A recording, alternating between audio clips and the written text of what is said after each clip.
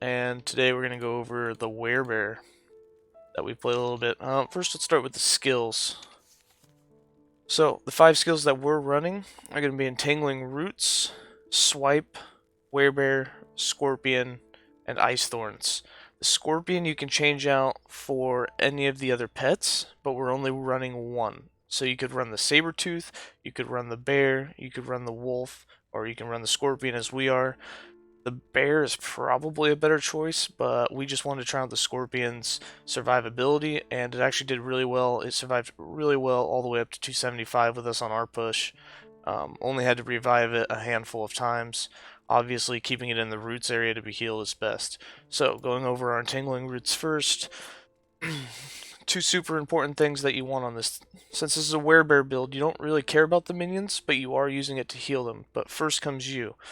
So Roots is going to be automatically procced when you're in WereBear form, so you don't care about mana cost. So we're not taking the mana efficiency down low. Since we're going full heals, basically what you want is your 5 points in healing. You want to go down here to restore mana so that you gain mana in WereBear form. You want multi-patch because 3 patches is better than 1. All of these things will stack with it. You'll get 3 mana instead of 1. You'll get 225 life a second instead of 75 as long as you're in all 3 patches at the same time. To make it easier to be in all 3 patches at the same time, we're running the increased area, 90% increased area, because when you take the multi-patch, the area goes down by 60%.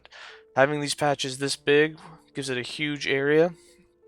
And then we put 5 points in duration. The longer it lasts on a single cast, the better. And here's how big it is with the 90% area. As you can see, we're in all 3 patches here. It's pretty hard not to be, and every time that we roar, it obviously is, it takes off, still in all 3 patches. So fighting enemies, you're getting healed, and your mana, as you can see, just about instantly fills back up being in that many. The next skill is Swipe. There's a lot of different ways that you can do Swipe. We didn't need the full critical strike on it, even though we have some points in it. But the closer you are to 100% crit, the more mana you get back when you use Swipe, and the less mana you're fighting to keep it full. We went with 3 points in the leech, 4 points in the area. The area is pretty important. And then we just went full attack speed. We wanted to attack as fast as possible. We did put 4 points in the crit chance, but if you get more crit on your idols or on your gear, you don't even need this 100%. You can put those 4 points in leech or anywhere else on the tree that you want, summoning wolves or whatever. And then the 1 point up above for the 4 points of damage per attunement, or 4% per point of damage of attunement that you have.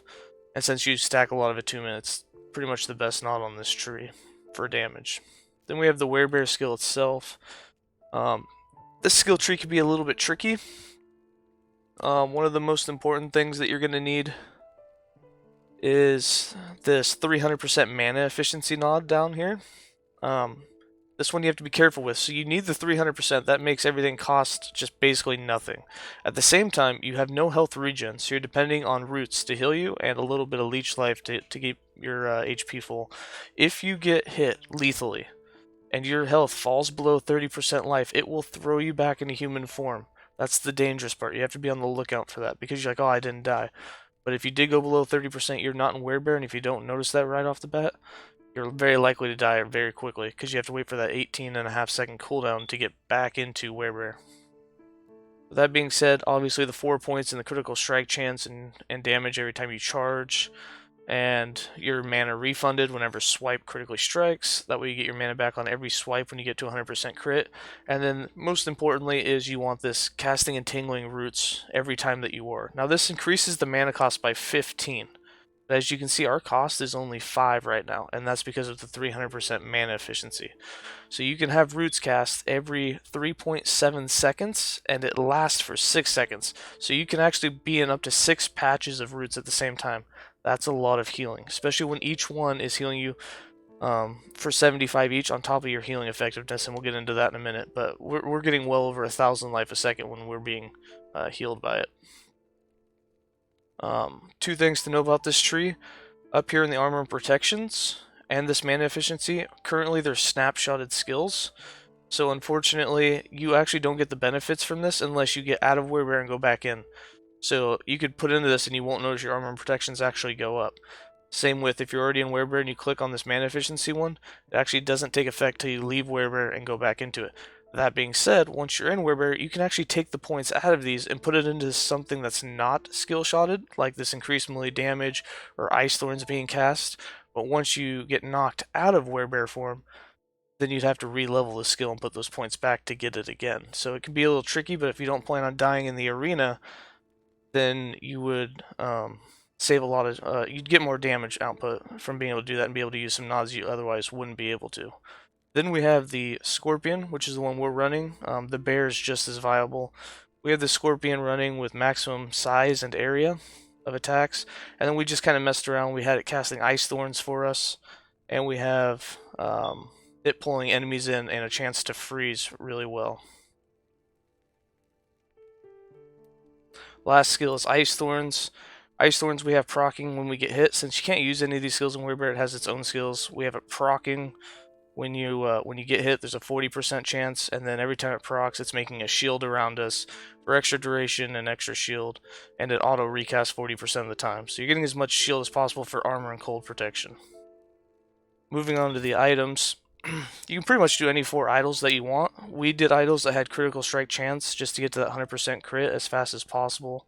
So each one has as much crit as possible. So we have 34% on this one, 31 on this, 24%, and 31% on this one. And as you can see, some of them have minions in the secondary tag, which was just an added bonus for our solo companion. We're running a one-handed axe. We have 10% base critical strike chance on it with a bunch of melee attack speed. The 2 suffixes, you can do whatever you want. We did blind and shock chance. You could throw anything else on there you want. Chill, mana, anything. For our helm, we got some glancing blow, cooldown recovery, dodge, and lots of increased health. Chimera's Essence is really the only unique on this build that I would recommend. You don't have to have it, but the 150% increased damage is just crazy. And it's a multiplier, so it really increases your damage. Shield, we got increased health, increased armor and protections, and increased healing effectiveness, along with more glancing blow. Increased armor and protections is super helpful in this build because in WereBear form you naturally get a base of them, so anything that increases them just gets kind of exponentially higher. You get to a good protection. So we also put that on our chest piece, and then we also, actually we didn't put it on our belt, but you can put it on your belt as well. We just went with more glancing blow and some minion health. And then we have set health on both rings and the relic. As you can see, there they are. All in all, we got 100% glancing blow, and I believe our critical strike avoidance is only at 50%. You could optimize the gear better and get it to 100% critical strike avoidance would really help you. We're also wearing a lower tier shield. You can actually get up into like the 40%, 50% block chance range, which would also be helpful. Other items that are optional but you don't have to run, the Arboreal Circuit, the minion rings. These are really useful. They increase your speed and the minion armor, which stack really well with just keeping your minions alive. Obviously, with a solo companion on the Druid build, not super worried about the minion. Basically, you're the one killing everything. You're just using that minion for the passive tree benefits. And then for proccing Entangling Roots, you can also run Edira's Path. We're currently not running these just because of the fact that we weren't at 100% glancing blow. And the passive tree, you got your strength and health regen. We got the health leech for both us and the minions. And then we went with the 8 points of attunement because the attunement not only gives us defenses, but 4% more attack on swipe for each point. So it's worth it in the beginning tree. We put some points into Beastmaster, mostly because we wanted the Scorpion. Also because there's 2 aspects you want, aspect of the boar and aspect of the shark. They're both really useful now. This aspect of the boar, since we're always doing a melee attack, you can have this as 100% uptime. Increases your melee attack speed and melee damage by 50% and the attack speed by 10%. You also want the 9% leech. And then aspect of the boar reduces the damage you take. You can actually, with just 2 points, get 15% damage deduction for 2 seconds every 2 seconds whenever you're hit. Since you're constantly getting hit, this is basically just a guaranteed 15% damage deduction. And then the 51 points in the main tree, yeah, you can basically do anything that's going to help you. Anything with attunement, anything with leech. anything that increases your damage on hit. Like we have melee attacks plus 10, and then up here these three are kind of the only ones you really need. You need the increased critical strike chance, and then whenever you critically strike, which you do 100% of the time, you get 125% more armor and protections, super important, and you can get more damage. And then for the solo companion nods, we have 5 points here for having 50% increased armor and protections when we control one companion, which we are running, and later we'll put more points into getting 75% more damage with the one. With that being said, you can stay in perma WereBear form, and this is us running it. We'll just do a quick run through of one map.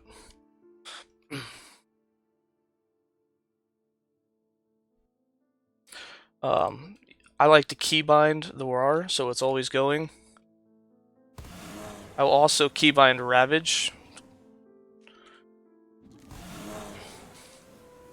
And then you just kind of charge into all the fights, and you go for it.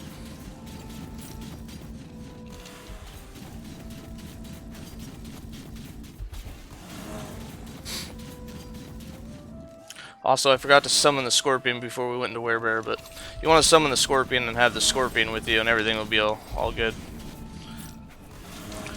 But that's the build.